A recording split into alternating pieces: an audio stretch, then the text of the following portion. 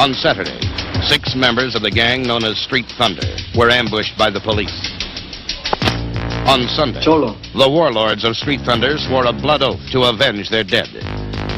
For the gang called Street Thunder, it is a day of vengeance. It's war in the streets. Oh, Jesus, come on. Come on, I'll give you my money. Just don't hurt me, please. Please. It's terror in the night. It's the most shattering assault on a police station in history. Assault on Precinct 13. This is the siege.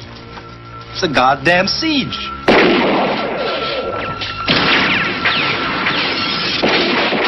You're going to stay here and hold until somebody comes, okay? We're in the middle of a city, inside a police station.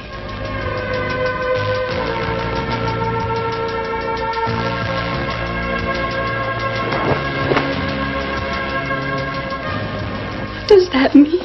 They're not afraid to die. Any of them. They want to rip us apart, no matter what it costs. It means to the death. Precinct 13, cut off, isolated in the middle of a city, as a human wave of street killers turns the night into a nightmare.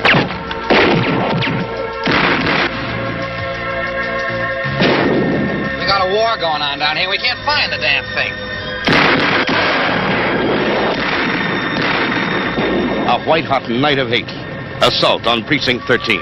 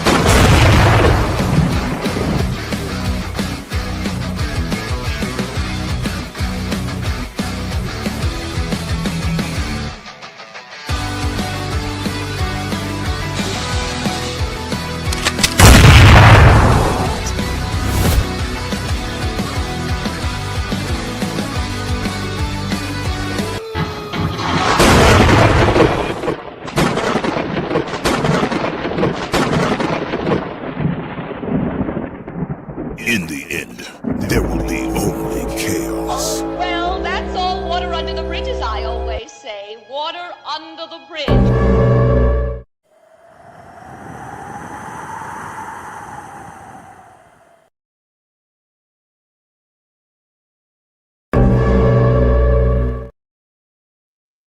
Yes.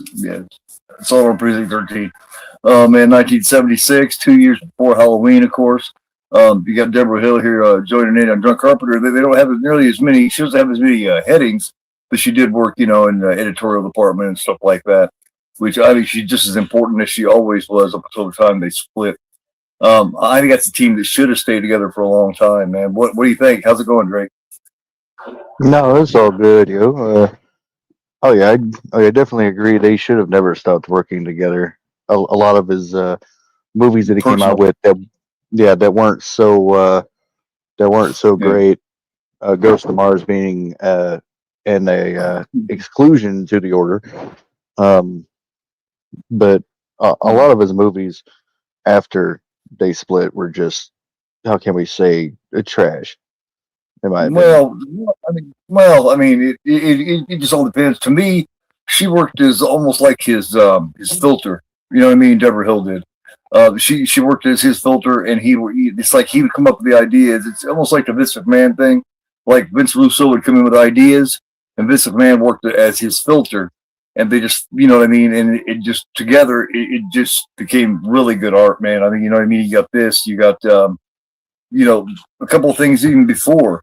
You got Halloween, and you got the Fog, you got Escape from New York. You know, they work together really good on all of them. The Thing is the first one, actually, where they didn't work together, and that's, you know, of course, that's one of his best. But I just really like the vibe that they had together, man. Like whenever I talk about Halloween, whenever I put a heading for Halloween, I don't just say John Carpenter's because she did a good 50% of it. I put John Carpenter and Deborah Hill's Halloween.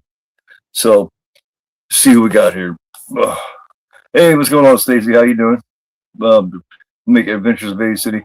She was so good, man. It's too bad she passed, man. I was really a big Deborah Hill fan. On my tributes, she's one of the tributes that I did. You know, where I do the collages, because she just really is. I do believe I named it Unsung, because she really is an unsung hero of, you know, writing and editing and all that shit. So, in my opinion, she deserves a lot of credit. Yes, she definitely would have helped on some of those. Because, like I said, she was like his filter, you know. And she had a lot of great ideas too, like all the teenage stuff in Halloween. There would have been none of that. There would have been none of the girls' interaction and stuff without her. Because she took it from, you know, like I hear a lot of people talk about, you know, not a lot, but you know, there's a few people talk about how the girls' interactions and stuff just isn't very realistic in Halloween. And that's funny considering she took that straight from interaction she had with her friends. You know, because she's from Haddonfield, New Jersey, and that's where she got the Haddonfield from. And she took it straight from interaction she had with friends. Well, also you got to think of the age group of the people that are making these comments too. I mean, a lot of these people that are probably making these comments about the interaction not being realistic probably did not grow up in the 70s when these interactions are being made. Yeah. They're probably around my age group or younger. And we talk about a lot more screwed up shit than what a lot of folks and that grew up in the 70s, 80s, and even the early 90s talk about. We talk about some macabre shit. Right. Which Rob Zombie's Halloween in 07, is true to the age that it was made. We're a lot more vulgar. We're a lot more explicit when we talk now. So, I mean, teenagers are the same, but then they're a lot different too. It just, I mean, teenagers will always be teenagers, but they do change just a little bit, you know. So it's definitely true to its time. You first see Precinct 13. Oh my God. Oh man, all the way back to probably not long after Halloween, sometime around Halloween, the Fog, around that time is when I caught Precinct 13, because I was probably 10, 12 years old. I remember showing you saw Precinct 13 for the first time. To me, the score in this is just is one of his best. You know what I mean? It's got it's got Escape from New York feel to it. The whole movie has got Escape from New York feel to it. Oh yeah, it's definitely primo score. You throw out his top 5 best. You got Halloween, Escape from New York, Psalm Precinct 13, The Fog, and then I mean you could throw. And I remember saying that. I remember us saying that The Thing isn't his. He didn't do The Thing. No, he didn't do the score for The Thing, but I do believe that. It's not The Thing, then I have the thing right here, man. Matter of fact, I mean, if not The Thing, then I don't know. There'd be a hard fifth in there. Yeah, the Thing was done with him. It's done by Ennio Morricone, and I do believe that Morricone had Carpenter in mind when he did it, because if you listen to it, you can hear a lot of Carpenter in there. You know, I talked to Phil, a friend of mine, Phil, 2 or 3 years ago, and you know, from Phil's Creepy Vids, he didn't know the Carpenter. At that point, he didn't know the Carpenter hadn't done The Thing, and we talked about it. And I didn't know. I didn't know the Carpenter didn't do the thing until we did the thing watch along a couple of years back. Yeah, it's because Marconi had him in mind, I do believe, when he made that theme. I think he had Carpenter in mind. You know what I mean? He channeled his best Carpenter and took his shit, mixed them together, and it turned out to be one of the best ones that Carpenter couldn't have done it better himself because you know what I mean. It sounds like a Carpenter fucking theme. Mm-hmm. Mm-hmm. Favorite scene in the two vacation movies? I don't know. There's man, you talk about the first. Oh my god! Oh my god! There's. I do like the Monty Python or the Monty Python scene where he's, you know what I mean? He's like, where he hits him. Oh, it's just a place wound. Oh, it's only a leg. Yeah. Oh, it's only a leg. I've got another one, honestly. Honestly, it's not the big deal. Oh, you're making way too much out of this. It's fine. Blood squirting out of his arm. Yeah, it's fantastic. Yeah, absolutely. But yeah, man, this has got Tony Burton, which is one of our favorite guys from, of course, the Rocky movies. He is the most emotional dude. He's the most emotional dude. Yeah, of course, he plays Tony. You know, the dude that raised Apollo. And he's great in this too. You got Napoleon Wilson, which is also in The Fog. He plays the anthropologist or the you know what I mean, the coroner. Oh yeah, he does. Yeah. Yeah, he's the one that said, you know, Dick Baxter died in the ocean. Yeah, I love how he puts his actors and like he mixes his actors and his producers' names into his movies. I think it's a pretty good homage to his actors and everything. It's really cool. Oh, but absolutely, Brian. Brian's mentioned Starman. Starman is one I'm wanting to cover so badly. I want to do Starman, but I want to do a discussion on it. I don't want to do a watch along. I actually want to do a discussion on Starman. Eric and I have talked about that, but I'm not sure how long I want to wait for that. So I may be doing it before Eric gets ready to do it. So you know. Christine was the number 5 I was thinking of. Christine is fantastic too, man. Great job. I mean, of course, Craven. You know, Craven Something Scary, and I did that movie for like 3 years ago. Yeah, I remember. That was quite the watch along. That's one of my favorite watch alongs because he was still healthy. He was still feeling good. He was really happy to be there. You know what I mean? It's before he really started getting more sick. So, you know, pure joy. Yeah, he had a great time, and he was still young in both of our channels. So yeah, but where do you have this playing at, man? YouTube. Okay, it is playing on YouTube, or you guys could look for the movie. It's playing a lot of different places. If you need some time to get it together, anybody that wants to join us, take that time. Just let me know when you're ready. Give me about 20 seconds. I'm going to put the link up for this one because it is ad free. Alrighty, man. Ad free. This one. You got screenplay, direction, and score by Carpenter. You got it's produced by Kaufman, Kaplan, and Fine. Cinematography by Douglas Knapp. You got art direction and sound by Tony Lee Wallace. Script and editorial department by Deborah Hill. And of course, you got Frank Doubleday, which played Romero in Escape from New York. He's playing the White Warlord. And of course, you got the Ice Cream Man, which is Peter Bruni. Kim Richards as the little girl that gets shot. He liked to use the Richards girls early on because in his very next movie, of course, he used Kyle Richards as Lindsay. Darwin Jocelyn as Napoleon Wilson, and you got Austin Stoker as Ethan Bishop, which is the main cop. Lori Zimmer as Lee, Tony Burton as Wells, Nancy Kiez as Julie. Nancy Kiez also did the wardrobe in this. Nancy, cool. You know, Nancy Loomis, Nancy Kiez. Charles Cyphers, which of course he used a lot. Of course, he was Sheriff Brackett. He's one of the cops in this. James Jeter as the precinct head, and of course you got John Fox as the asshole warden that Napoleon Wilson shows up. So yeah, I am ready to go, and I will give it the whenever you're ready for me to give it the countdown. Let me know, and we'll go. I am currently just trying to get this video for the folks. The computer is running a little slow. So I will get that very quickly here now that I'm able to actually get it. course, Copy link address. You're a big fan of Nancy Kiez and Lori Zimmer, right? Yeah, it really depends on a day, but I think Zimmer's got kids. Oh yeah, you think so? Yeah, she is pretty. Yeah, she is really pretty. Oh yeah, she is They both got ridiculously. the same look, don't they?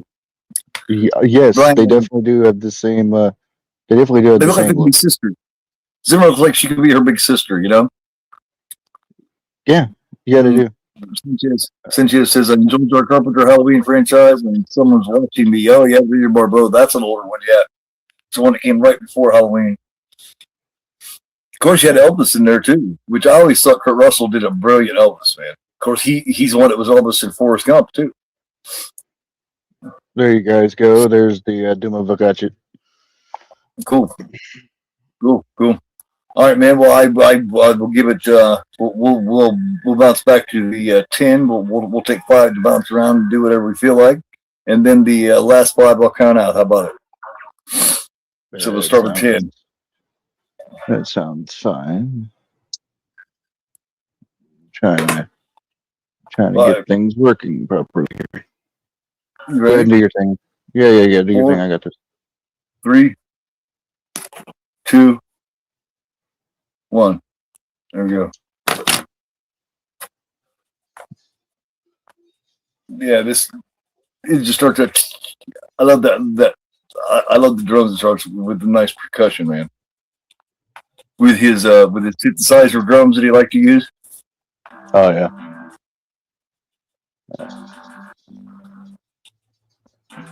In nice bold red letters on it with a black background. I love that. I love the big bold red letters. That's good stuff. I always use that.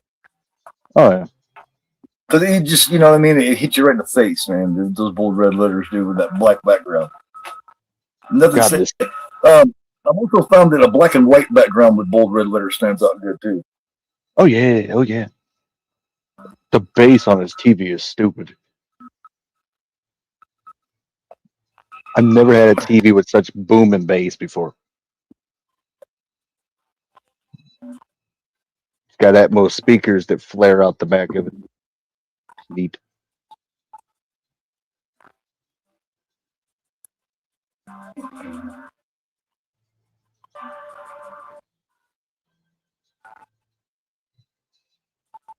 Yeah, I like the way you got your room arranged now with the TV up against the wall there. That looks nice. Oh yeah, thanks, man. You see you got a little thing set up there. No, I didn't go all deep into it. But I see him now. But the way you got it all set up now is very nice. You got a lot more room. You're not always tripping over and breaking everything when you walk in. Yeah, I don't know, Stacey. I like the Waxwork shows, man. I mean, you know, the Vito movie. Yeah. I've seen the Vito's movies. Yeah.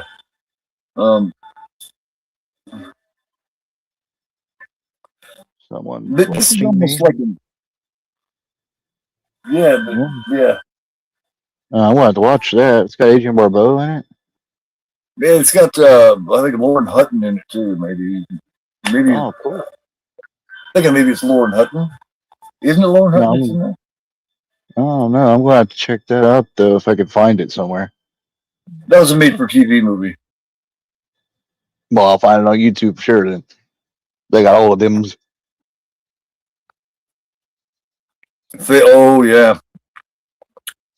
Eyes of Laura Mars. Yeah, Faye Dunaway was beautiful early on, man.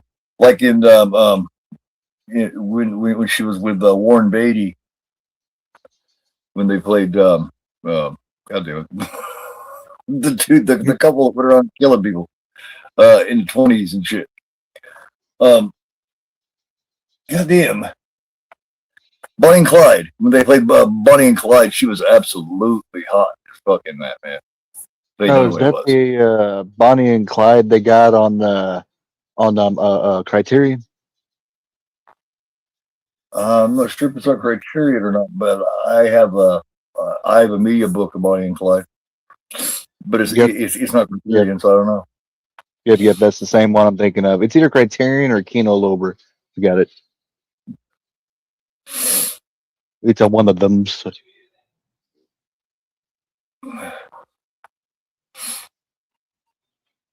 I just put the taxes in. This guy, man, this guy is a dad. I mean, what is it you're supposed to do? You know what I mean? I mean, I'd have blown this fucker away too, man. But see, I like how it starts out showing the tension between the gangs and the cops here, and how they just, yeah, you just got anger. You know what I mean? You got anger and you got violence building up between both sides, and that's the way it's always been. Man, they just got Rise at a Lycan to put with bullets. And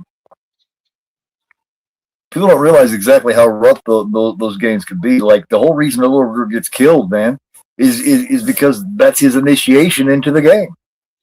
Yeah. You have to kill somebody. You know what I mean? A lot of initiations is you have to kill somebody innocent, and you have to kill somebody that's not doing shit to nobody. Somebody that's not a threat. You have to, because you have to show that you're willing to go that far for them. Yep. Now, did they use a real gang name for these people, or did they make up one? No, I think it made up the name, but I do believe that there is some gang members in it, like acting in it. Yeah. The gang initiation that they use for this gang is actually the initiation for the Bloods. You have to draw blood, like you have to commit murder. You have to draw blood to be initiated. Right. And there was actually a case where the person that was supposed to be initiating in did something so horrendous that a couple of the members actually ended up putting him in prison. Well, her in prison. I'm checking out, of course, the Screen Factory. They got this Screen Factory version of it. Oh, yes, I have that as well. And then here is the Steelbook. I do not have that, though. I am over Steelbooks, dude. I'm completely over them. I'm done with them.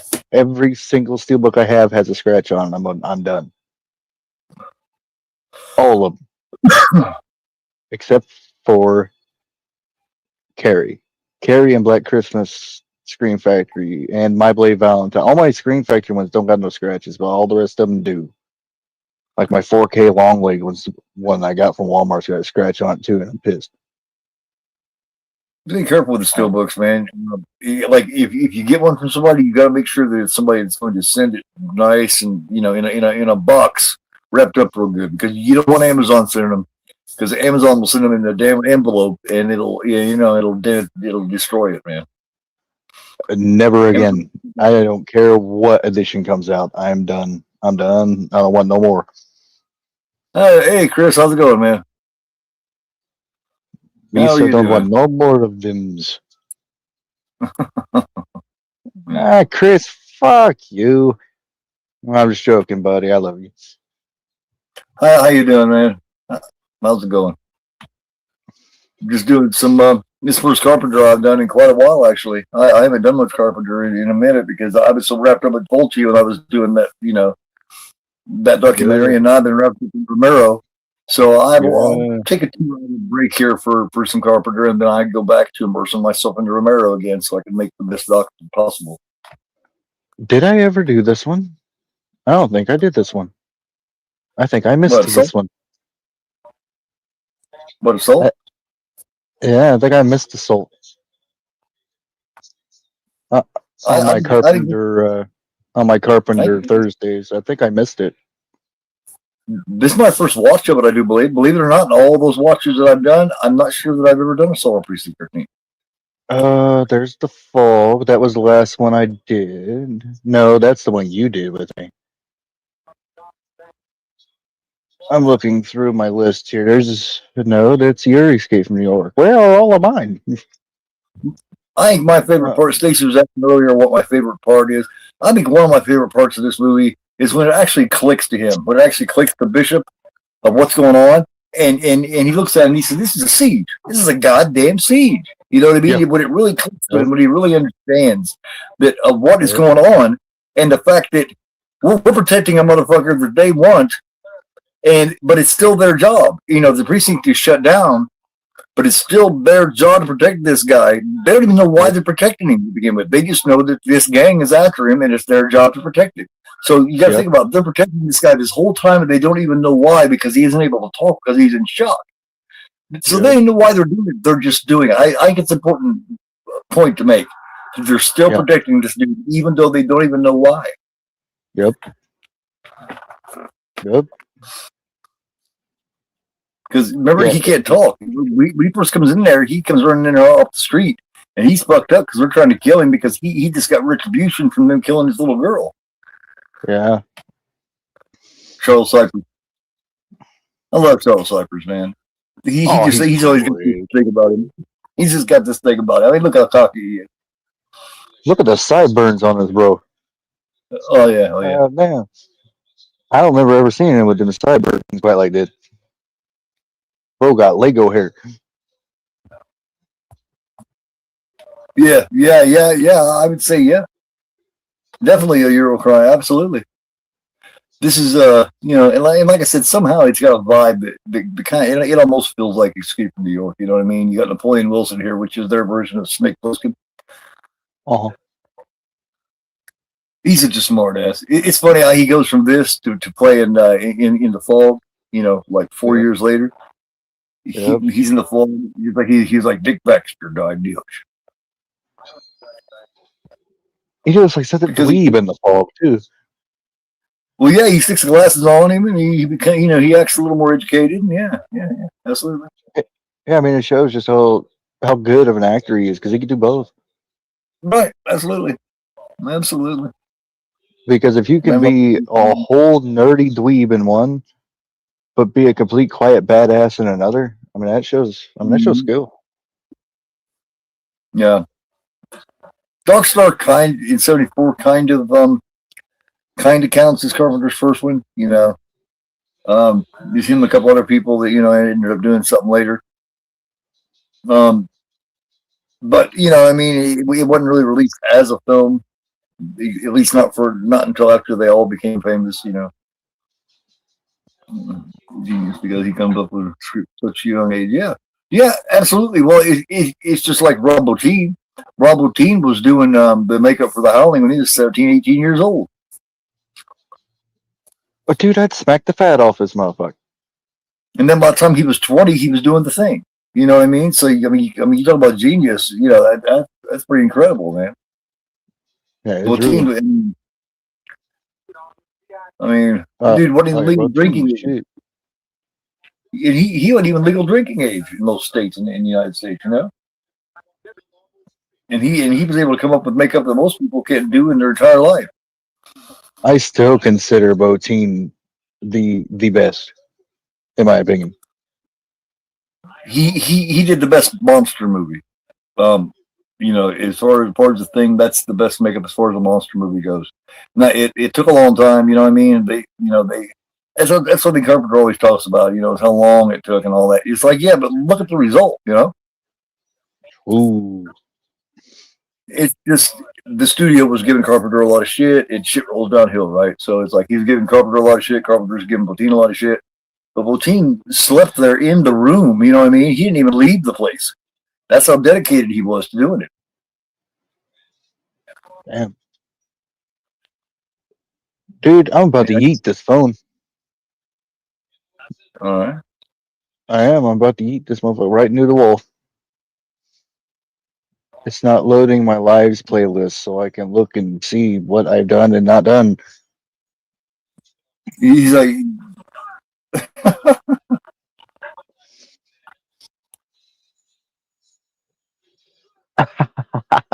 You don't stand up as good as you used to. That's fantastic. That's good stuff. He got his last word before he left. That guy had been fucking with him for a while. You could tell that guy had been taking advantage for a minute. Oh yeah. Good Anderson. old. So Man, that don't look like the Anderson I know. That's not Anderson. Hey, Cinch, what's going on, man?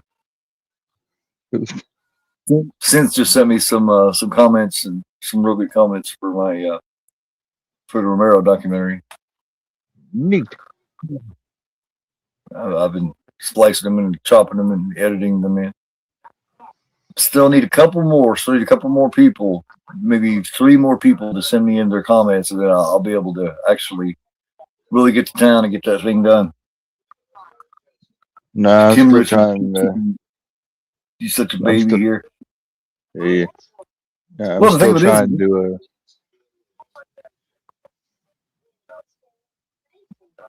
Go ahead, man. I go. I'm still trying to splice in the things I need to splice in.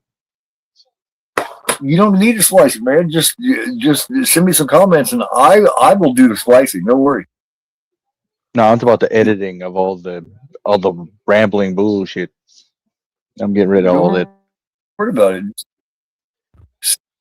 Just send me your comments, and I'll take care of it.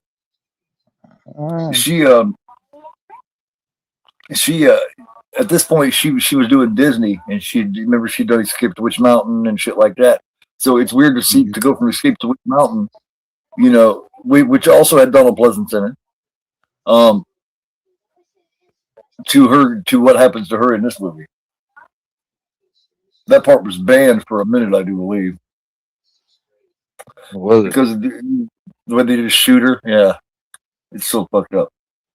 So anybody hadn't seen it, sorry about that. If I don't mean to spoil anything, but I figure everybody that's seen it probably has already, everybody watching has already seen it.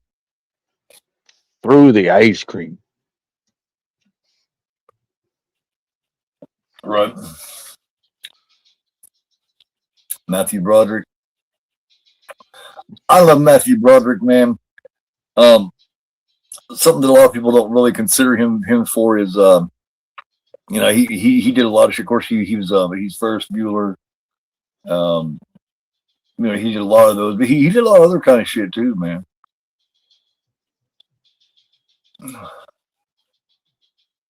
I dig this guy's jacket.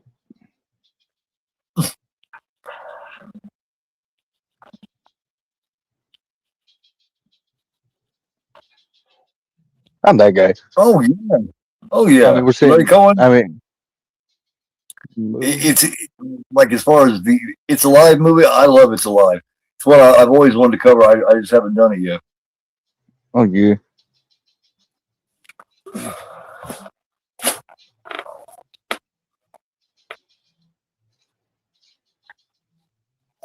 Is that a Ruger with a fucking silencer on the front? I don't know, man. It looks like Luger to me. I didn't see it. It's maybe that an M4 in the back. That's definitely a Luger. The way he pulled the back on that, yeah, that's definitely a Luger. Are they Luger or no? Is there a Luger and a Ruger, or is it just a Luger? No, two different guns. Yeah, Okay, two different guns. There's a Luger. Okay. Yeah, that's a Luger. That's the German. That's the German gun right there. Okay, I didn't know if I had it wrong because I don't know a lot about guns and shit. But I didn't know if there was a Ruger and a Luger, or just Yeah, there's two different. A Ruger's a brand of gun, I guess you could say, because you got your Ruger 22s and shit like that. But the Luger is the World War II German standardized officer's handgun, sidearm, you could say. I always wanted one of those. Oh, I never can. That kind of sucks. Yeah. I like Larry Cohen. Like this work he did with what's his name too? Shit. Like right here. I bet it's so nice to actually have room to move. Yeah. You don't have to worry about trampling over everything and breaking everything in the room. It's just Yeah, you got it's alive right here. I also like the work he did with uh, uh hang on. now the only difference between you and me in that room is those shells would be drilled right into the wall. He also did some good stuff with Bill Lustig too. Ooh, there she is. Oh, drilled the wall. They don't need to be drilled into the wall, man. Not the way I have them. I do just as a precaution, man. I don't want to take no chances. Like I went to pull something off there and one of them wobbled forward and scared shit out of me. I don't like no wobble in my shells. They ain't none of that. My shells don't wobble. Unless you reach over and start wobbling them. I don't know, maybe it's just me. I'm not exactly the most feather touched person in the world. Yeah. Unless it comes to records, then I'm very feather touched. Yes, he did actually accidentally kill someone. Yes, Broderick did. He's got a lot of shit for it too. I actually kind of like the way she looks in this. She looks so clean. Was yeah, that's good. Yeah, Nancy. She looks like she has. I don't know, but she looks like she ain't got none of that damn spunk though. She gotta have some spunk still. There's gotta be some spunk. She didn't get the spunk until Halloween. Yeah, she got the spunk in Halloween and carried it through the fall of Halloween 3. Because she's a mom in Halloween 3. Yeah, instead her sister got the spunk.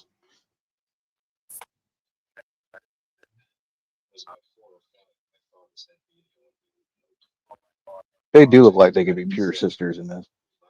Yeah, like she would be her older sister. Yeah, absolutely. Yeah, that's where her spunk came from, right there. Came from the sister.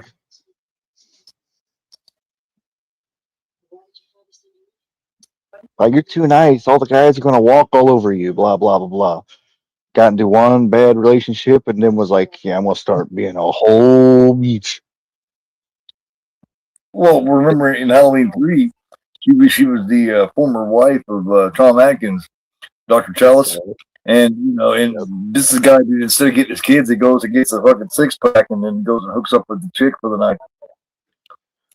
Well, I mean, I would have done that to the kids. I would have done that to the kids on Halloween night, but yeah. I definitely would have had no problems at all doing that, though.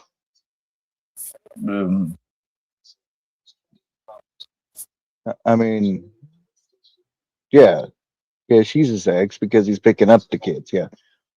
Oh yeah. Oh yeah, I'd have no problem with that.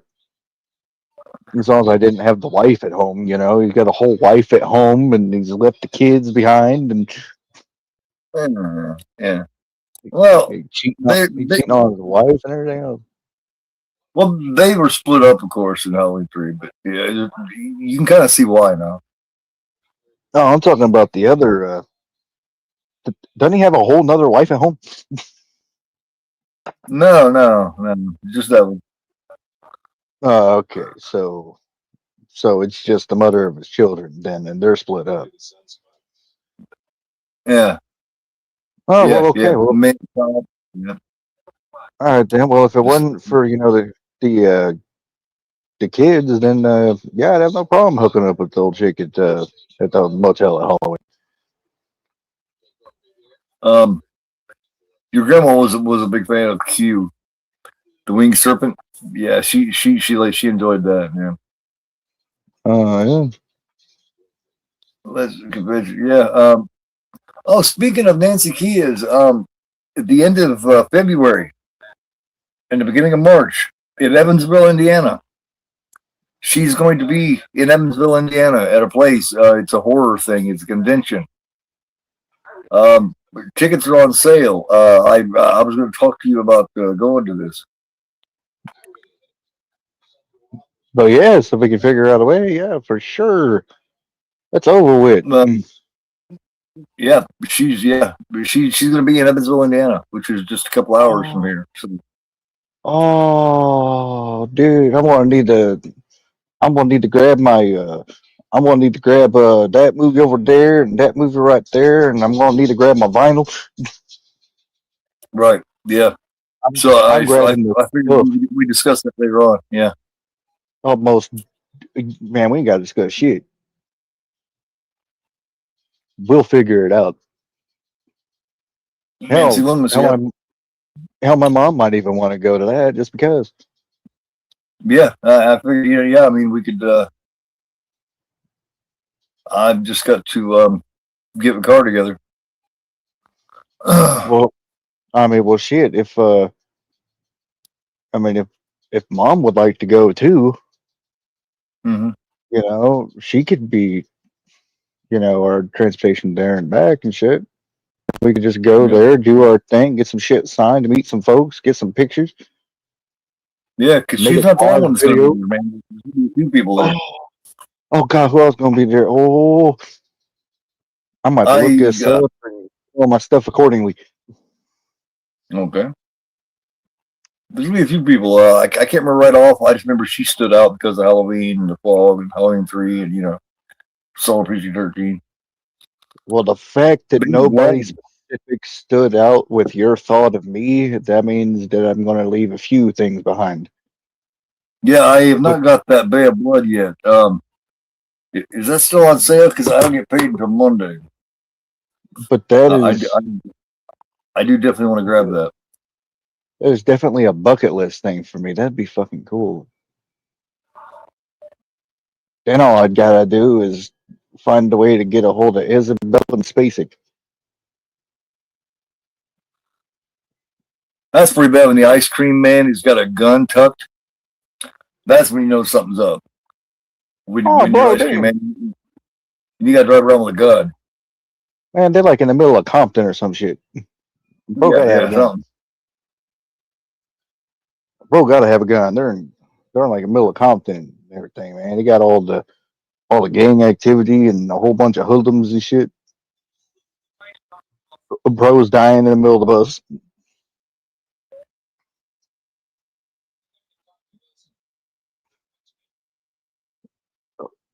Dude, he's completely handcuffed to a chair. What is there to watch? I like how this shows the good side and the bad side of people. Like he's done a lot of bad things, and he deserves to be where he's at. But at the same time, the guy's got a lot of integrity. You know what I mean? He's got a lot of integrity, and he does have his own system of respect and integrity. It's just I like how it shows that. Oh yeah, he's definitely got his priorities and his values in order. This guy.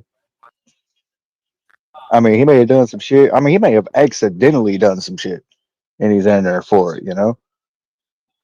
Well, he's a career criminal. Oh, is he now? But I forgot how this went. Yeah. Napoleon Wilson is a well-known career criminal, but he's not. He just goes to show that he's not all bad. You know what I mean? Oh no. And I like that because most people are not all. There's no one that's all bad for the most part. There's no one that's all bad. There's no one that's all good. It's impossible. Yeah. The bad people have good qualities, and good people have bad qualities. Mm-hmm. So it usually goes. I mean, there's some people that are damn near pure evil, but most people, they do have good things about them, even if they do have an evil side. Mm-hmm. And I like how these characters show that. Carpenter's characters are real good at showing that. Because usually, his main characters of his movies, a lot of them, this Escape from New York, a lot of them are, they're not exactly good guys. But they have integrity, they have respect, they have their own criteria of good qualities. That's right. Yeah, I mean Snake Plissken. I mean his main hero of Escape from New York is in there for robbing the damn Yeah, the federal. Uh, Yeah. So I mean, a lot of them are they're criminals, but I've known tons of criminals growing up, and a lot of them have a lot of really good qualities to them. mm,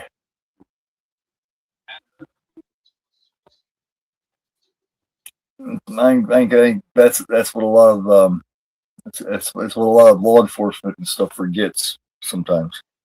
They they start thinking that they're just dealing with somebody who's just all bad, and they end up treating them very unfairly. Just like it's sitting because they around can't. thinking that somebody that's good is a total saint. You're setting yourself up for some big time disappointment if that's what you think. Yeah, they can't separate the perpetrator from the crime a lot of the time. Yeah, just like I was saying, then you get somebody who seems real nice and real good. Certain things you just can't trust those people with, no matter how good they seem. You cannot trust them with everything. If you do, you're a fool. Well, I mean, it's like finding a girl that's like a church going girl, just as an example, and then you find out that she's the church hoe. All right, yeah, it's possible. She's the church hoe. It's possible. Yeah, depends on how much church has been shoved down her throat. You know what I mean? I mean, it gets that kind of point where down someone's throat. Like anyone that's been made to go to church, that's the first ones to break out and go wild, man. You can't make somebody go to church and shit because they will go hog wild. Yeah, it has to be a choice. It has to be a choice, and you have to make the choice to do that. If you make them go and shit, you're just asking for problems.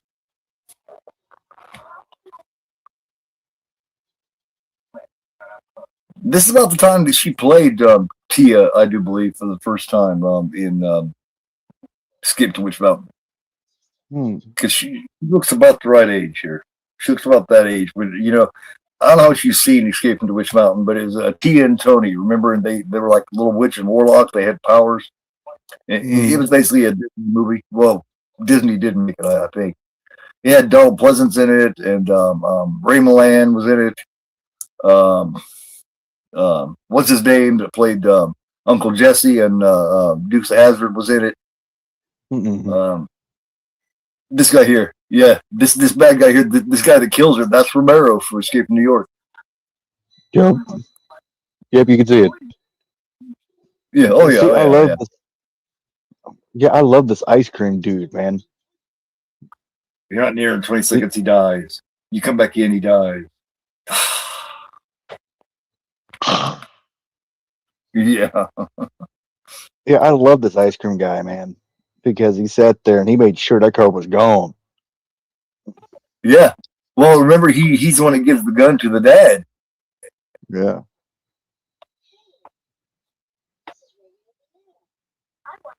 You get your regular for now because you wanted you to get the hell out of there.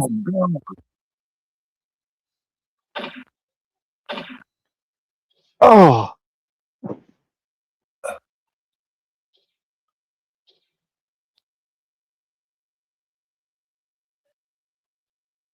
I don't know how hot that barrel would be to that gun, but for him to stick it right in his back like that, up against his fucking back and his ass, I don't know about that.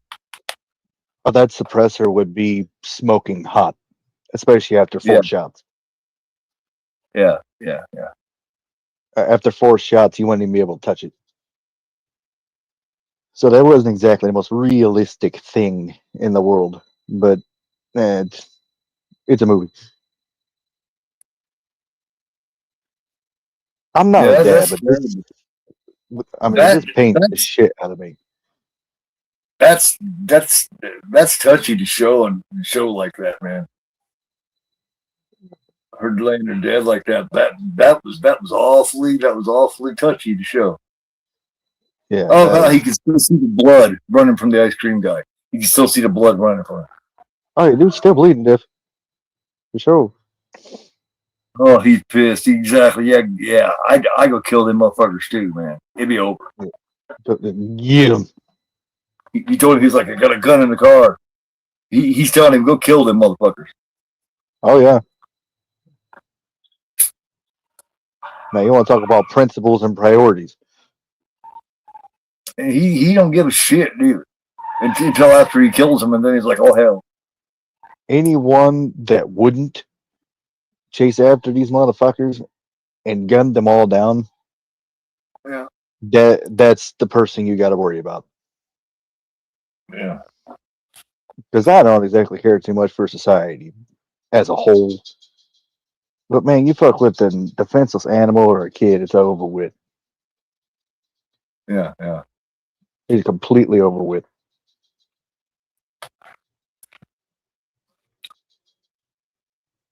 Especially the children's, because the animal's got more defense than a child does to begin with anyway.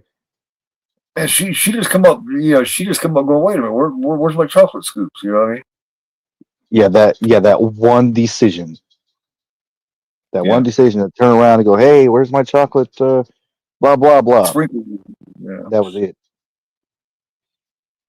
Well, he was trying to, because he seen the car go by, so he was trying to get her taken care of and get her out of there. And he just got the big hurry. Yeah, and forgot to put the chocolate because he was just trying to get her out of there because he knew they went back and forth, so he was suspicious already. So he just wanted to get her taken care of and gone. Yeah, because he knew she'd be in danger. Mm-hmm. But she came back anyway because she noticed that it wasn't there. She didn't think about being in danger. Kids don't think about that. Kids go to get some ice cream. They don't think about that it could be dangerous. I think the best thing he could have done was hold her there as long as possible. And maybe, say that there's not the right amount of change or some shit. So she can run right back to her dad and bring her dad with her or some shit. Yeah. Well, I don't know. I think getting her taken care of and getting her out of there was the best idea. He just wasn't thinking about her coming back. Well, I was going to say the best idea would have been to just, get her in there, but that wasn't exactly the best idea either. Yeah. I mean, I got to fight with Pops because he thinks I'm doing something weird and creepy, and I'm not. Yeah. I'm just trying to help folks.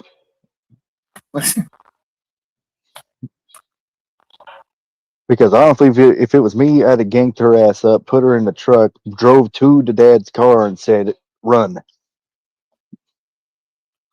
Yeah. He just wasn't enough time. Yeah, there wasn't enough time for all that planning. Yeah. That's Napoleon. See, Napoleon Wilson's really well known, man. He said that, that's Napoleon Wilson. Have you seen Greater and Clark Uninvited? The Uninvited? Yeah. Yeah. Long time ago. That's the one with the cat or something on the is that the one with the cat on the front of the cover? Mm.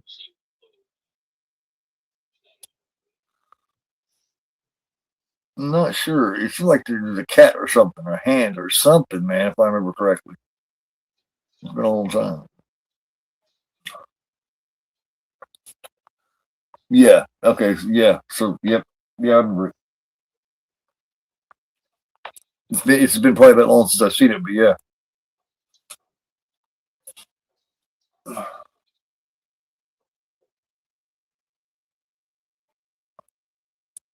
They're both checking her out. And Tony Burton laughing at him.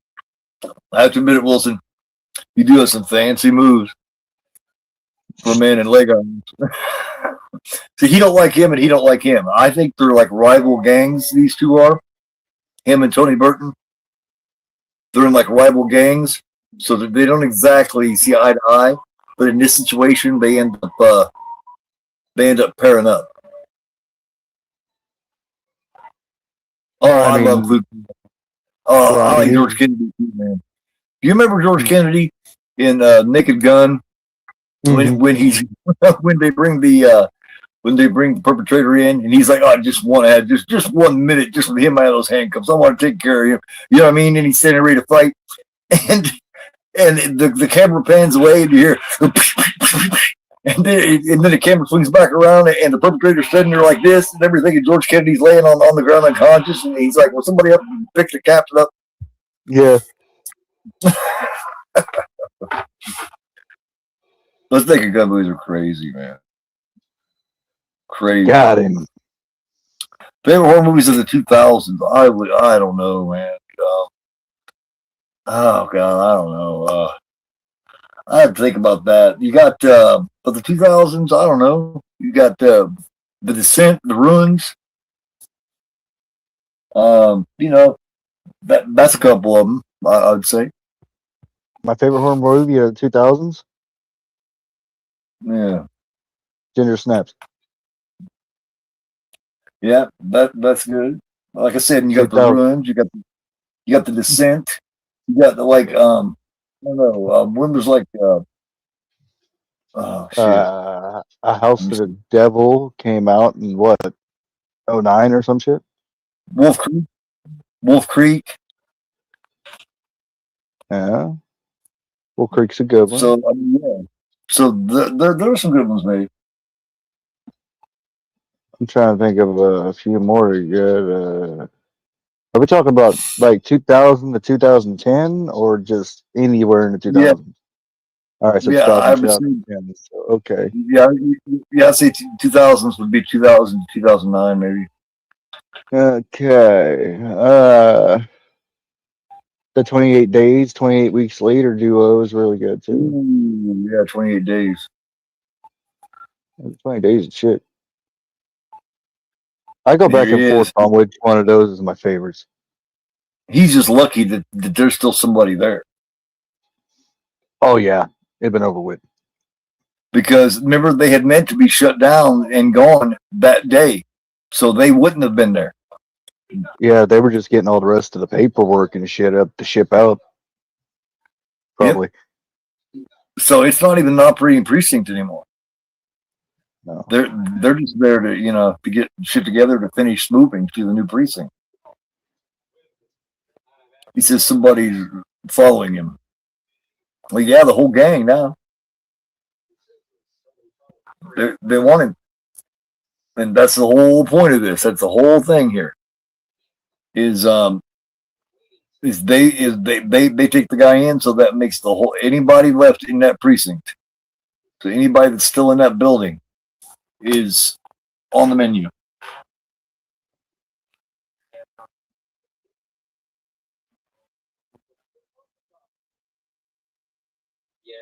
As a kid, she was really attractive, man. She really had something about her. Mm-hmm. Or she was known as Nancy Loomis. That was her working name. She's Nancy Kies. And at this point, she was married to Tommy Lee Wallace.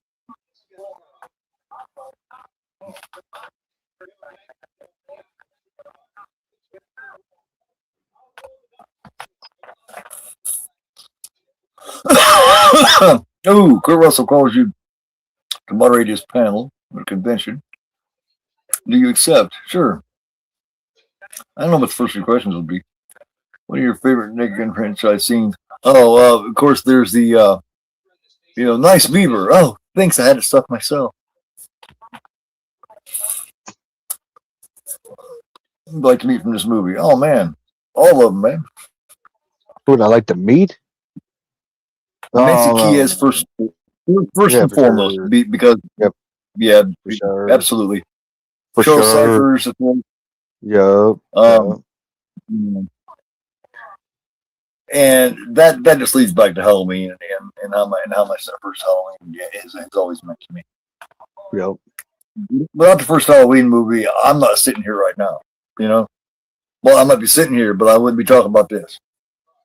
Oh, I'm meeting Tony. Tony Burton, yeah, absolutely. Because I'm a huge Rocky fan too. Oh yeah, I love my meeting Tony. Bad fun. How are you doing?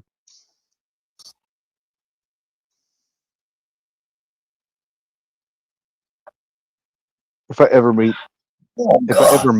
Tony Burton, I would meet him in Rocky voice. I swear to God, I would. Oh my God. I go, oh, Tony, how you doing? Yeah. Yeah. 43 I don't, minutes in now. I don't know. You think I get a laugh out of him? No, but probably, yeah. It wouldn't be the first time he ever heard it, I guarantee you. Oh, we'll have to come up with something else. You know, it would definitely be one of those things where he's heard it before, you know what I mean?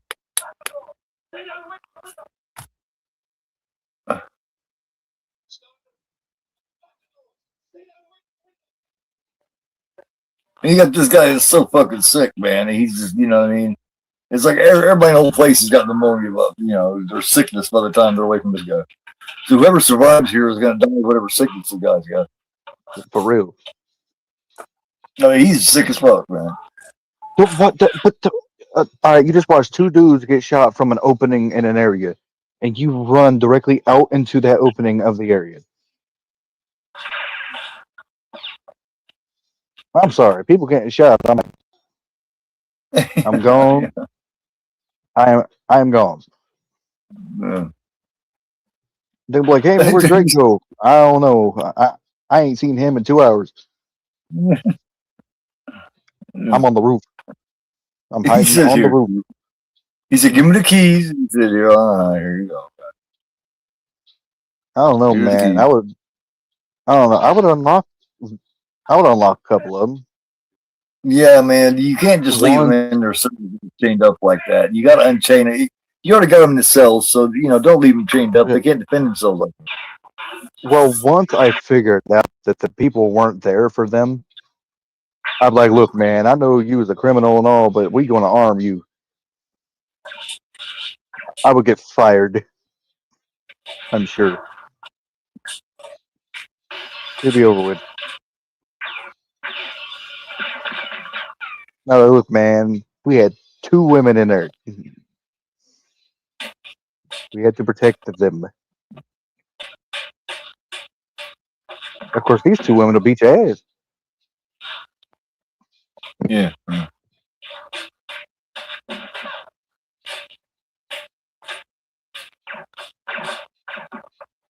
At one point, doesn't one of them just suggest that they feed the guy to them? It's like Nancy Diaz. She suggested that they just give the guy to him, I believe. It's not going to matter. You're all witnesses to it. They're going to kill you anyway. It's over now. Yeah, too late now. Yeah, they're going to kill you anyway. It didn't matter if it was in the beginning you hand them to them or not. These dudes just shot you just cause. Oh yeah. I mean, look, they just shot a little girl to death. You know, I mean. Well, I mean, these guys don't know that, but yeah. Yeah, they don't really care, man. Yeah, these guys don't give a fuck. Everybody in there is gone.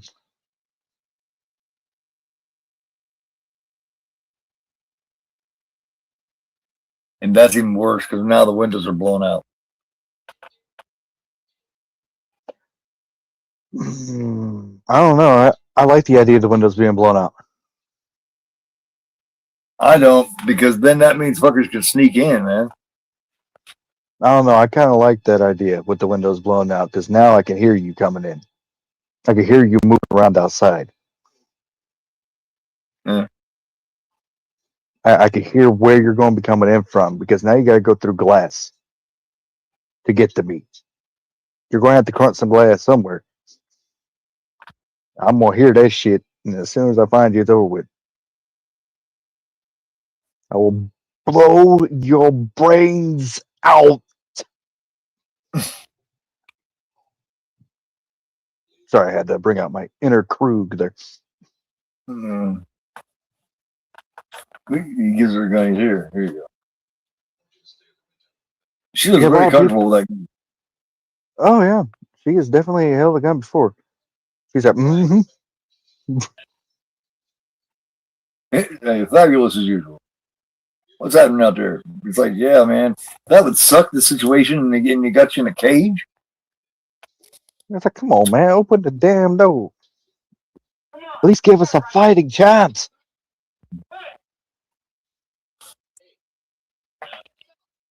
Another movie reference. That was Titanic. Life just seemed to pass us. He said life just seemed to pass us by. Doesn't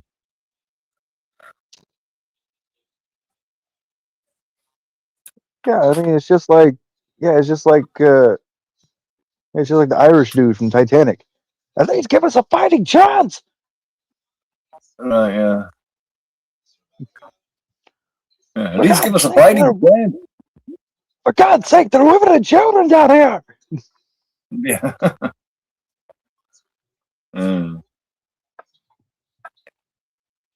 Kia's has got the better body of the two, I hate to tell you. She does, but I don't know. I don't know. I just like to look at the other one. She just has this "go fuck yourself" look that I kind of like. She looks like she hates everything all the time. Why is that a good thing? I don't know, man. I'm a weird fellow, dude.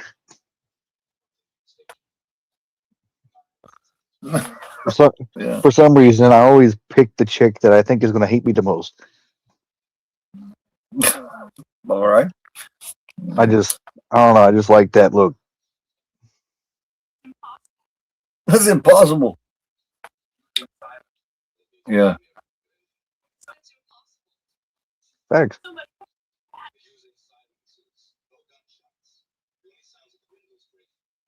I really think they're gone. No, they're not gone. Oh, they're not going to hear those windows breaking from however far away houses are from that. She's giving her to look like she's the stupidest. Yeah. She's looking at her like, bitch, you dumb. Yeah.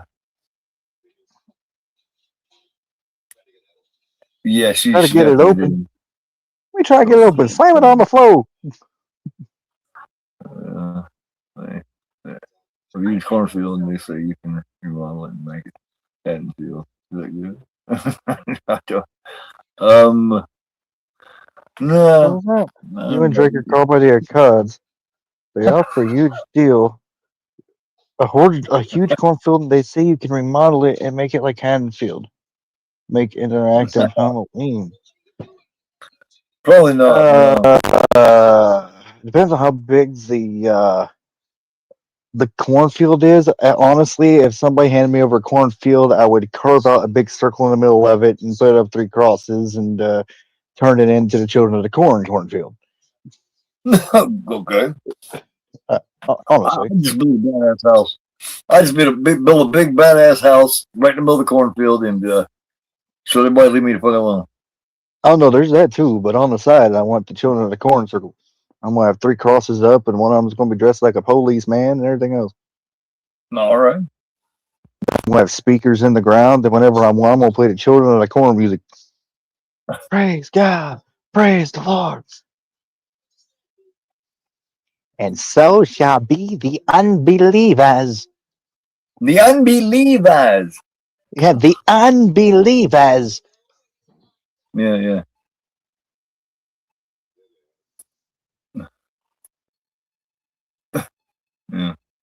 Do unto me as you do unto him. Question me not, Malachi. Question me not, Malachi. I am the giver of his word. Disobedience to me is disobedience to him. Yeah. I am the giver of his laws. Yeah. It's like your punishment should be 1,000 deaths. One worse than the last.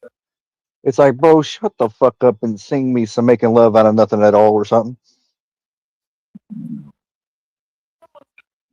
It's just not. Gore's woman. Not today. Not today. Not today. Over here getting line requests and shit. Yeah. I'm not fit to do that this evening. Thank you.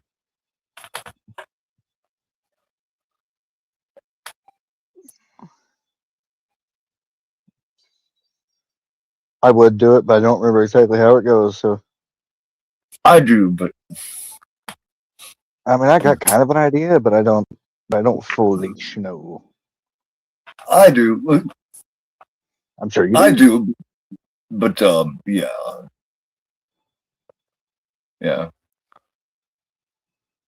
Maybe another time. I mean, I can remember it in bits and pieces with blanks and everything, and put it kind of together. Quit being dramatic and quit crying. Grow up. Grow up. Okay, I'll try to kill him.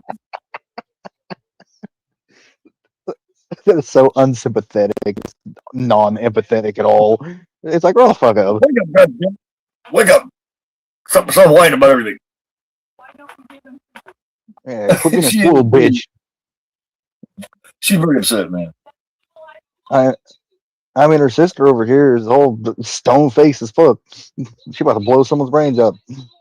Well, and she does a good job too, because I mean, you can see where she's definitely got the concern. Oh, yeah, she's got concern, but she's so held together. We're getting a really bad you're like what 20, 25 miles away from where I am. Yeah. Is your guys' weather starting to get really bad there?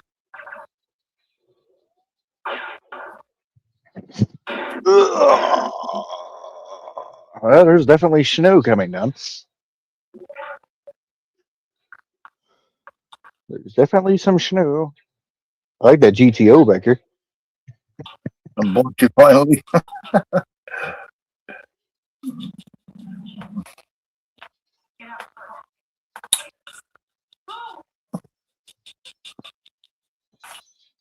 need to quit blocking folks. We just need peace and love in the community, man. That was just something on a year or so ago involving what's her name? Jamie. There's just an argument that went on, man, months ago. Oh God, honestly. Oh, I'm sitting here talking about peace and love in the community. I think I still have Chris blocked. Poor Chris. What? Look, man, I do that from time to time, man. It just saves drama, I think.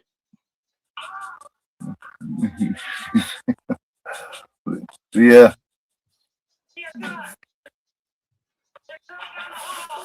I just started getting along, man. I'm just not worried about any of the childish shit anymore, man. I just don't care about it. Just don't care. Just not have time for any of it. I'm too old for that shit. There he is. Yeah, they finally got Napoleon. Well, now here's when the shit is a fan, man, because they finally got Wilson unchained here. And that's the best thing they could have done, because Wilson knows how to wield a gun. Oh, yeah. Yeah, darkest eyes, the devil's eyes. Yeah. There you go, bud.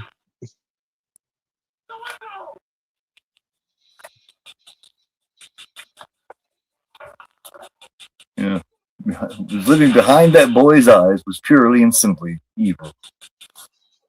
I spent 8 years trying to reach him, then another 7 trying to keep him locked up, because what I realized what was living behind that boy's eyes was purely and simply evil. Yeah. You got the right here. There you go. There you go. Buddy sits right here on my table, man. He sits right on my table, just hanging out, man. Hey, chill. Just he just hangs out. He just hangs out that way. That way, if anybody fucks with me, I just send him after him. So you just pull the chain off him. He just stuck his head in the window. You see that dude just stuck his face in the window and got his shit. Yep. That there's one of my favorite shots in the entire movie. Is when she comes up and she slowly comes and kneels down and points that motherfucking revolver down the hall. Yeah. I still have that clip. I'm going to use it in the new, I think. That's good stuff. Yeah, This is like but if this. What this does is goes back to because this right here it goes back to Carpenter's him being a big fan of like westerns and shit, and that's kind of the way he does it. Definitely, yeah, this is definitely like a western holdout situation. Definitely, yes. Oh yeah, this is, he's shooting his western, except for it's like an urban western. Oh, she got aim. Oh, right in the face! I love it. I always love shots in the face. I'm just kidding. Ow! Ow! That shotgun ain't playing, man. Oh yeah, she knows how to hold a gun. She definitely knows how to shoot it.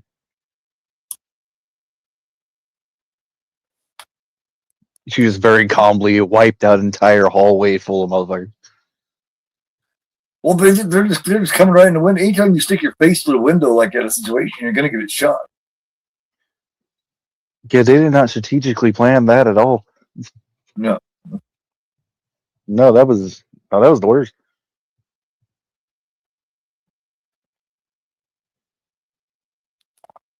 There's obviously a lot of members to this gang, but she's dead. She's dead. Oh no! Yep. Dead meat. Oh. Yeah. Somebody should have gave her a hug earlier instead of yelling at her. And I was one of the ones yelling at her. Yeah. Goddamn. Like I gave her a paragraph worth of bullshit and all she needed was a hug. You can see she was dead. He reached down through the poles. It's like, dude, her eyes are wide open and staring blankly to the side. It's over with. Yeah.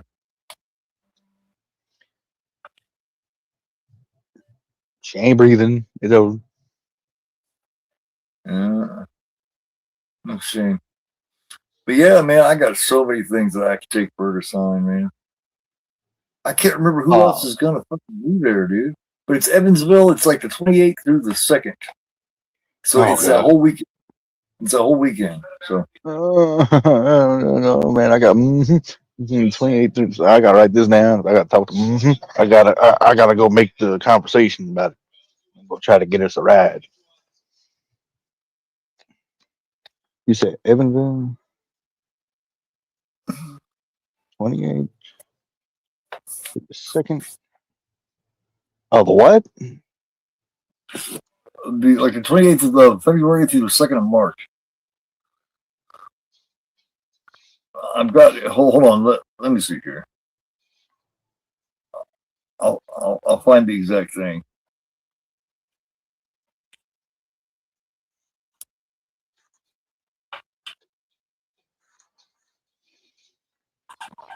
If I got to, I'll ride a damn bike. Okay. Shit, I think I won't. I'm trying to find it.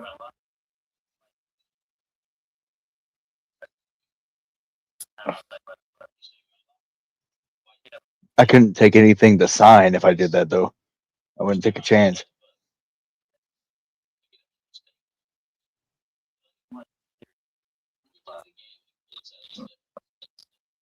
I'm starting that trivia thing up again. Are you going to be a part of the trivia? No, I guess. Well, you don't have to. Well, I'm just playing. I'll do it. I just get very irritated when I don't answer questions that I should know the answer to. Well, everybody does. I get extremely competitive.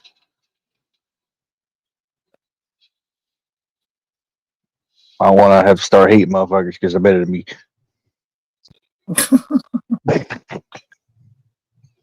Ghost? Like the movie Ghost? Yeah, I like Ghost.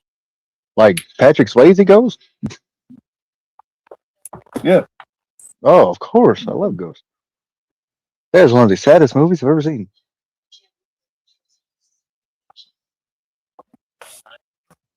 Another one, Oh God, what is it? I don't remember what it's called. Good Loomis. I don't know. I don't know. What I do? No, it it's got a Robin Williams in it, and What dreams may come. What dreams may come is the sheet. Yeah, it's a good movie. It's got him and Annabella Sciorra. Yeah, it's a good movie right there. Yeah, it is. There's another one with Robin Williams in it where he's in a mental place where he's the doctor of Yeah, with Robert De Niro. Yeah, but Robert De Niro in it. Yeah. That's Awakenings, I do believe. Yeah, that's good too. He's just good, man. He's good shit. No, he is.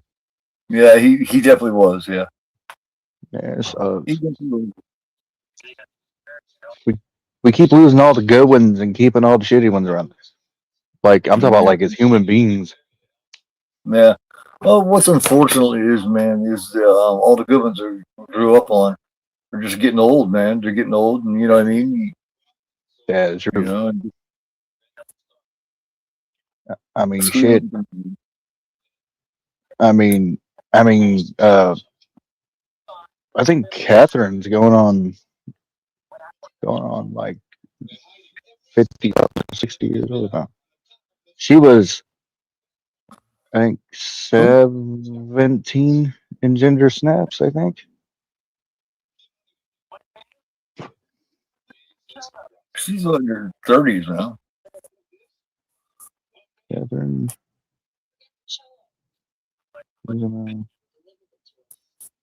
Oh man, yeah.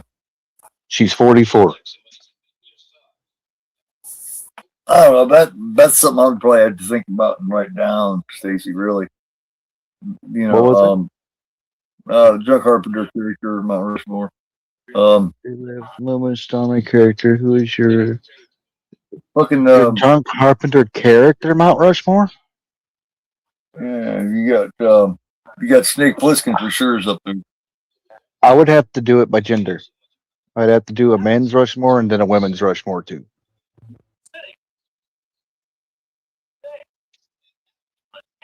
Like I'd have to have two. It couldn't be just one. But no, she's 44. I just see. Really? Wow. Yeah, she's short too, man. She's 5'4". You know what's crazy about Village of the Damned is that was Christopher Reeve's last role where he was walking. You know what I mean? Before he suffered that accident. Oh. That's his last role where he was able to walk. He suffered that accident right after that.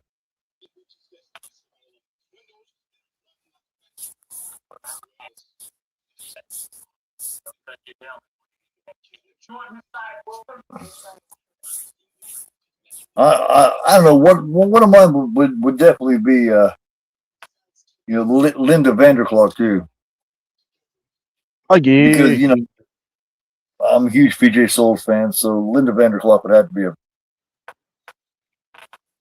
the favorite Carpenter character. I'll be back.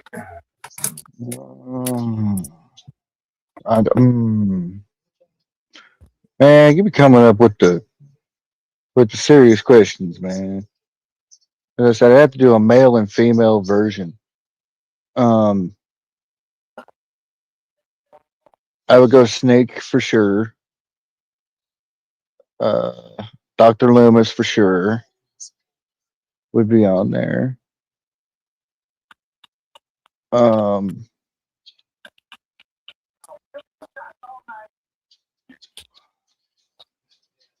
Blake from The Fall would be on there. And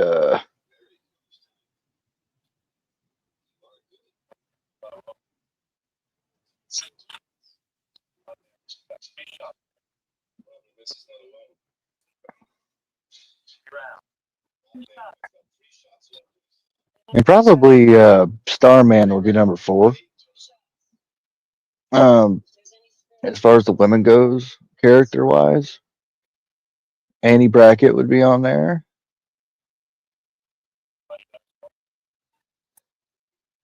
Um,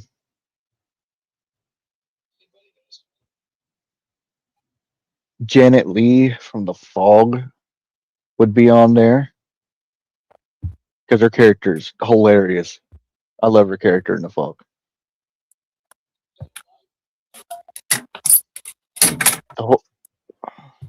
Ooh, Nancy Giz?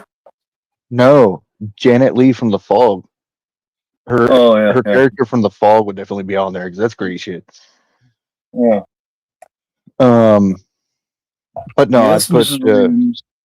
Yes, Mrs. Williams. Yeah, I would have to put a Nancy Kiez from Halloween and The Fog, kind of like in a half and half face deal on there. Yeah, I think it's Whisper in the Dark. I think so. But for the men's section, I put Starman, Pliskin, Loomis, and I remember Blake was the 4th one. Yeah, Starman is so good, and it's such a forgotten about great of John Carpenter's, man. Because at the time that it was put out, it was so John Carpenter that it just kind of got overlooked. You know what I mean? Because it wasn't like anything he had done in years. You know, he'd done this line of horror at that time, and right in between there is Starman with Jeff Bridges and Karen Allen. You know what I mean? So it's like that's one that I don't want to do a watch along of it. I actually want to do a discussion of it. I actually want to sit down and actually discuss that. It's just so good. Sure. Ooh, just before dawn. Yes, man.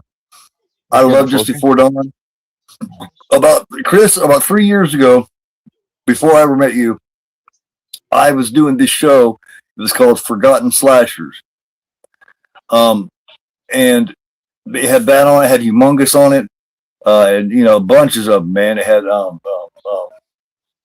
Unhinged, you know, tons of these were on these that I was doing. And Just Before Dawn, that's where I turned Ninja onto Just Before Dawn. He had never seen it before, and he watched that, and I had a whole line of people watch that, Humongous, and you know, all those, the original, the Boogeyman, and all those, and really turned on like a whole group of people onto these, man, when I was doing it Forgotten Slasher show. And Just Before Dawn is definitely at the top.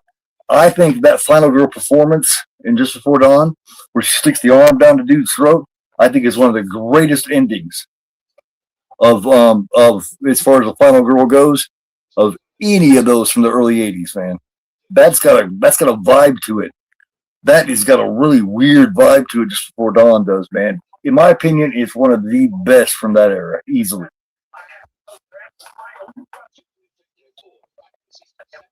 I have 3 or 4 different versions of it, so I'm looking forward to this new one coming out. Boogeyman is great. You got the supernatural, you know what I mean? You got the whole mirror going on. I've got, let me see. Just Before Dawn. Got, let's see, where's the other Just Before Dawn here? Got Just Before Dawn. I got the DVD that I got down there in that stack.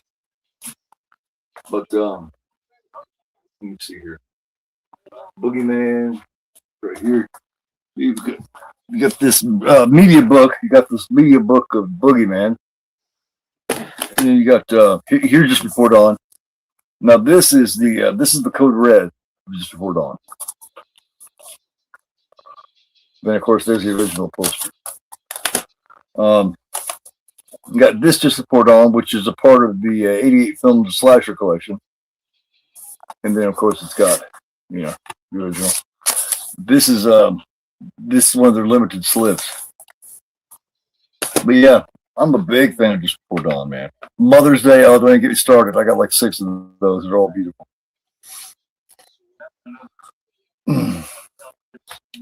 Oh, well, fucking here.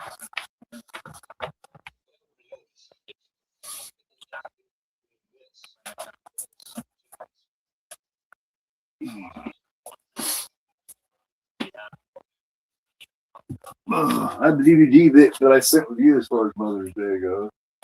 Here's number 2 for the 88 Film Slasher Collection of Mother's Day. Here is a German media book, number 289, limited of 666 of Mother's Day. And then here's another German media book, number 58 of 666 of Mother's Day. Mother's Day is another one that I have on the Forgotten Slashers list.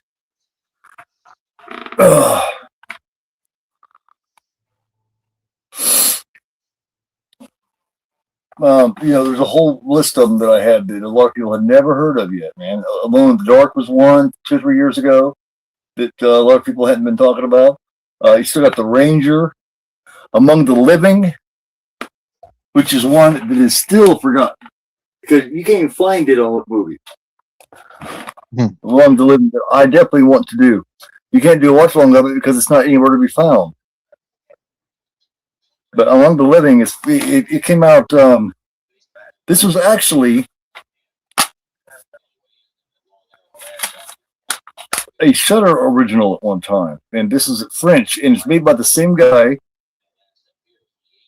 that did Inside. It's done by the same guy that did Inside, and this is like trying to think of what year this was. 2012, 2013 or something. 2014. And in that list, you've also got Amusement. You've also got these. You also got these, which is Amusement. Mm-hmm. Midnight Movie. Mm-hmm. Unhinged, which I'm a big fan of Unhinged. That's like 80, 81 or something like that. And then you got Cornered, which has got Michael Biehn in it.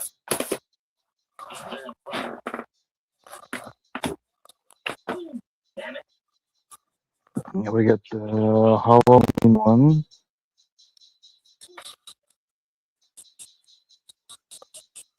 Oh, they got at the same time, they got the Terrifier cast there too. Eyes on the Face. That's a good old classic original. That the Michael Myers mask was actually inspired by that mask that the chick wears in that. Oh, dude.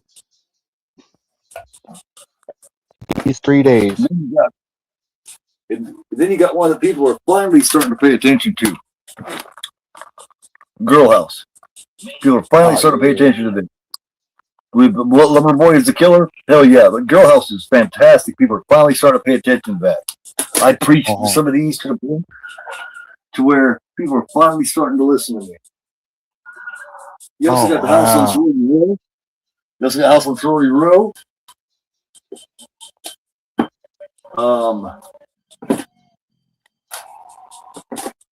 You see here. You see. You got the Happy Birthday to Me. You got The Unseen. John Franklin.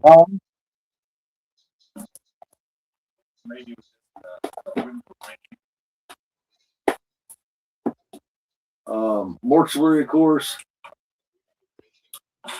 You got The Collector. You know what I mean? Not really a slasher, but still, you know what I mean? The Cane, See No Evil movies. Scar. Did anybody see Scar? Wow,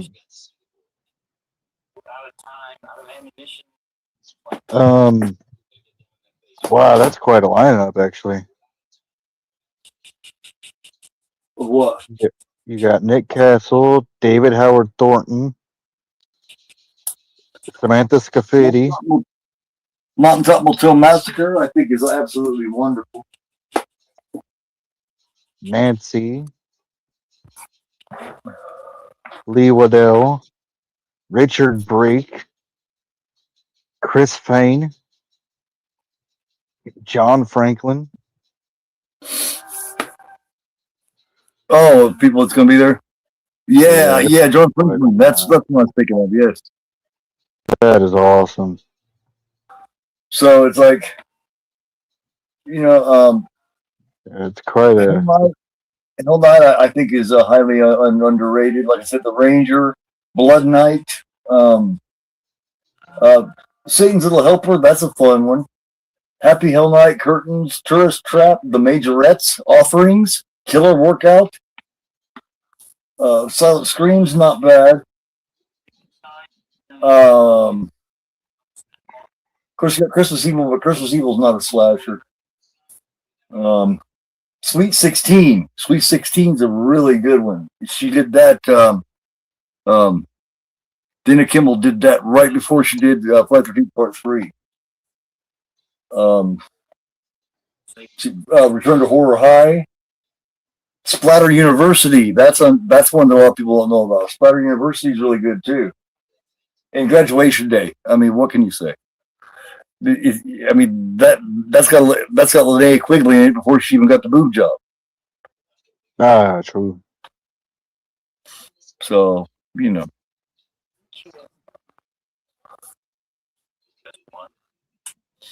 So yeah, I mean, I covered a lot of these. You can go look at my shit and some of my watch-alongs and shit from 3 years ago, and I was doing a lot of those forgotten slasher shows, early on.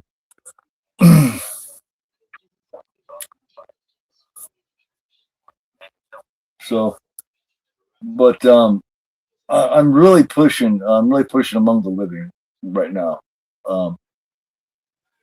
because it has not gotten the love. You know what I mean? It has not gotten the love because it's just never seen since they took it off of Shudder.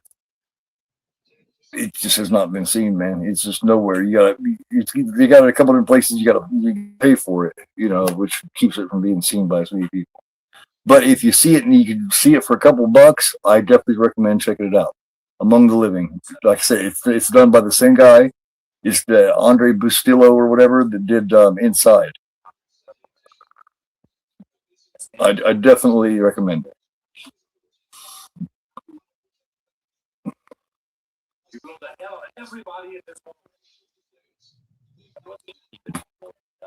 And let's see to keep from blowing the hell out of exactly.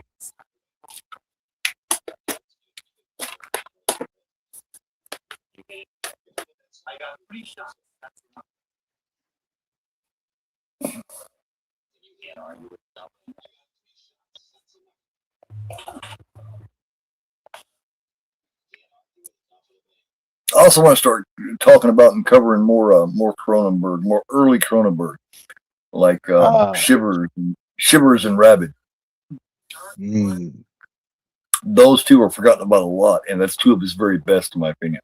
Shivers, absolutely adore, and Rabid, of course, I like Marilyn Chambers. So she's actually a good actress. It's too bad she didn't decide to do that for a living, but in a way, I'm glad she didn't. How long? I don't know. We could always do Videodrome. I hate Videodrome. I know, but we could sit there and dog on it. Videodrome sucks. I hate it. God damn, it's so stupid. Yeah, I know. We could sit there and just dog on it the whole time. Nah. We can give a misleading video title. Why Videodrome? Why Videodrome is in my top 3 favorites of Cronenberg's movies. And then get on there and just dog the shit out of it. Nah. The Brood and Scanners, all his first ones just don't. It's like he didn't get any real love until like Videodrome. You know what I mean? And that people act like he started with Videodrome or something. Well, I think they seen Videodrome, and they were like, "This is really fucking weird. What are his other movies about?" Some of them, and then they went and watched those and like, "Oh, those are great. What happened there?" No, it has nothing to do with James Woods, Chris. It has nothing to do with that. I think it's stupid as fuck. Either way you slice it, I wouldn't give a shit who was in it. I don't know. When you got to the videotape going into the stomach, I was done right there.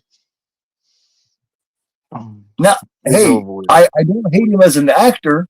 Now that's what I try to explain to people. He's a good actor. He really is. I just don't like him. Yeah. I like a lot of his performances. I like his performance in The Onion Field. I like his performance in The Visitors. I like his performance in Against All Odds. I like his performance in Cat's Eye. You know, he did a good job with Cat's Eye. It's his face. It's definitely his face. You know, I'd like to punch it several times. He definitely has a very punchable face. Of course, there's a lot of faces I'd like to do that. Yeah. Oh yeah, I've seen many actors of faces that just are very punchable. Not just actors. Yeah, there's little fuckers are everywhere that you got punchable faces. It's brilliant how they put this on this rollie, and this is really smart, man. This is where Napoleon Wilson's brilliance comes in. This is where this fucker he's known how to survive for years, and you can see why. Polanski, Roman Polanski, he did a lot of bad things. Yes, he did a lot of bad things, this and that. But you can't deny his talent. It's where you got to separate the talent from the person, kind of thing. Yeah, but he's a great filmmaker, and that's just a fact.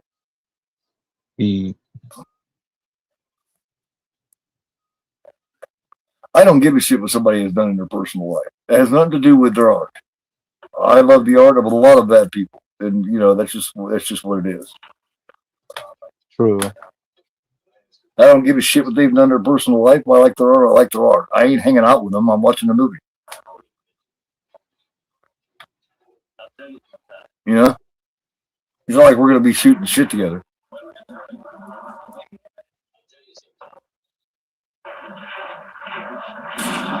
And he went through something really fucking bad too in 1969. You know, his wife and his baby was fucking slaughtered, man. They took the gun from him. You know.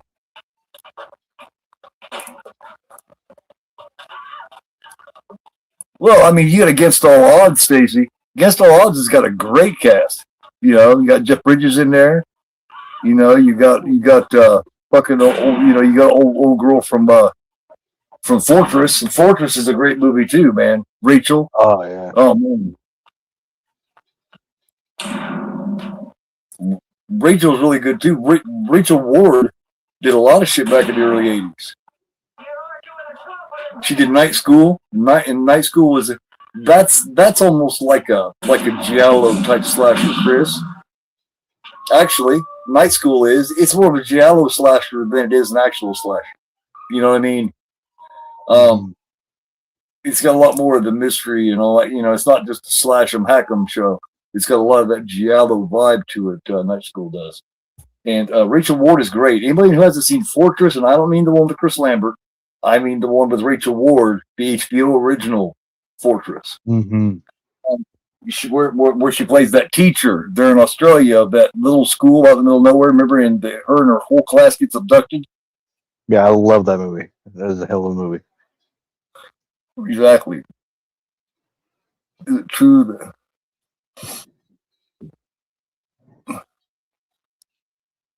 No, he didn't beat on Surrey, man. I don't believe that for a minute, man. Oh, The Final Terror. The Final Terror is damn good too. I got that right up there as well.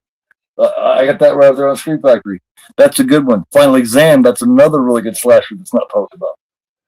Yeah, I got that one. I got that one in a stocking one year.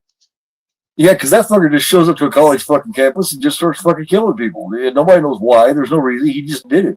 He's this big brute. He don't wear no mask. He's just this brute that kills people. There's no reason. He just does it. Which goes along with every serial killer in history. You know, they didn't know the people. There wasn't no personal reason. They just wanted to kill them. All the police show up. He's like, anybody got a smoke? Yeah, they finally show up to help these motherfuckers. It's like, thank you. Appreciate it. We could have used you like 5 hours ago. Right. These poor people have been stuck here all night.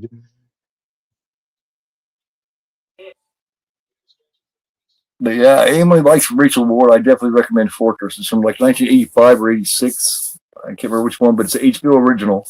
And if you look real hard, you can find the DVD. I can I can show you what it looks like, but it's a really really good one, man. And yeah, definitely check it out. Look it up, check it out. Fortress with Rachel Ward. Buddy Birthday, hell yes. Evil Children, I got a whole line of those, man. Hell yeah, Eating Leg, Believe in the Damned, Little Wisdom Lane, Them, Who Can Kill a Child, even Morgan, the children, Stephanie, that's one that I introduced a lot of people to as well. Remember Stephanie? Gurley? Oh, yeah. You know? Buddy Birthday, that's a real good one. That's got some young kids that ended up doing a few different things in there. And then you've also got Horrible House on the Hill, which is also let me see, which is also known as Double Times 5. Oh, yeah. I mean, that was actually really cool of him, man. He could have just let him handcuff him and take him, but he decided to walk him out there with no cuffs or nothing on. Yeah, you got Double Times 5, which is a Rigger Syndrome release. I also have the other releases, but Double Times 5, that's a really good Killer Kid one, man. It's the one that really set the tone, man. And then look back at the slipcover. Look at that. That's Papa Doug. Papa Doug, yeah. And then there's the cover for Horrible House on the Hill, which is what it was originally known as.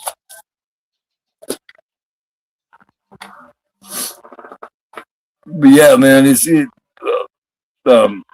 Solar Precinct 13. That's a good one. To me, it's got,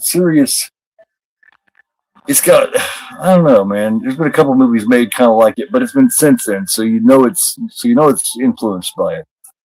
But it's one of Carpenter's westerns, like his vampires movie with James Woods. That has got a lot of his western shootout influences too. It's got a lot of those country western film vibes to it. Mm-hmm. Deranged, yeah. Deranged. That's one of the better. It's one of the better ones based on him. Yeah, based on Ed Gein. Of course, my favorite Ed Gein is the one called Ed Gein. That's my favorite. The one where Steve Railsback's playing him. I think that is still my favorite one. It's real creepy. It's real slow, but it's really. Here, while I'm thinking about this, let me turn so I make sure so I can get to this. All right. Let me go ahead and play this again. If I can get this to move. Why can't I get that to move? Here. Yeah. I'll go ahead and play this just in case anybody missed it before. This is this is what's coming up in April.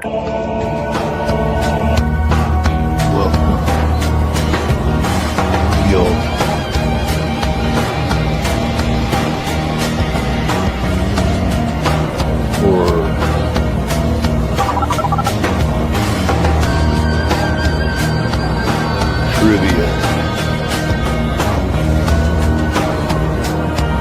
tournament.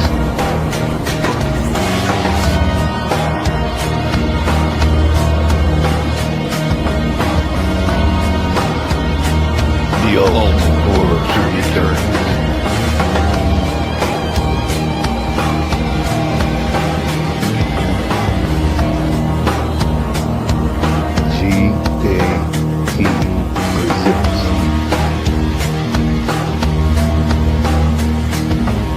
The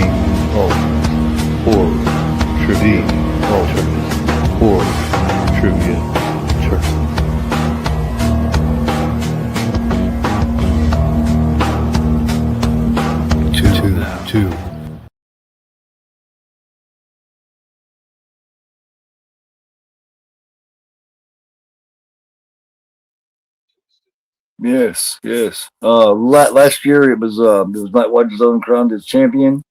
Of course, over in the net in the final. And so we'll see who takes it this time. Looking to get 8 more people, or 8 new people, or hey, 8 of the same people. I don't care. Of course, Chris, you're invited to participate again. We're just going to get 80 all together, and we're going to do it. So, how does one participate? Just got to come on here and do it. You just got to, yeah. Chevy last year was Night Watch Zone, Stacy. Night Watch Zone 1 in the final. He cleaned up too, man. He cleaned up in that final. He was having a great time with it too. So this time, let's see if somebody can whoop his ass. Man, he kills you with kindness. He's smiling the whole time. You beat your ass. He's like the smiling assassin. Yeah, the smiling assassin. A smiling assassin. Yeah, but yeah, thanks everybody for joining me. Yeah, just send me a message, Stacy, if you want to participate, if you want to be in it. Just let me know. That's all you got to do, and I will we'll hook up on the direct messenger or whatever on whatever, and on like Instagram or whatever it may be, and I'll set you up, and we randomly I throw all the names together in a hat, and I pick them out. The first 2 I pick out, they take out each other. Next 2 I take out, they're meeting each other. You know what I mean? And then we just go through the brackets. It's all done. No favorites here. So, but yeah. Everybody take it easy. Have a good night. That's Drake Loves Movies. Of course, I am Gorephobe, and you are not. Thanks a lot, and everybody have a good morning. What the f*** did they tell you? Get the f*** away from me! No! Oh my God! Get away from me! Get away from me! First of all, I'll let you talk to your Get away daughter, from me! but Get away from me! Get away from me! Get away from me! I'm not listening! The f*** is wrong with you pieces of shit? Oh my God, get the f*** away from me now! We're not leaving you alone! Get off me! Ah! Ah! Ah! It's not okay! It's not okay! It's not okay! I wanna get back! Oh God, I'm sorry! You gotta turn around. God damn it! Oh, God!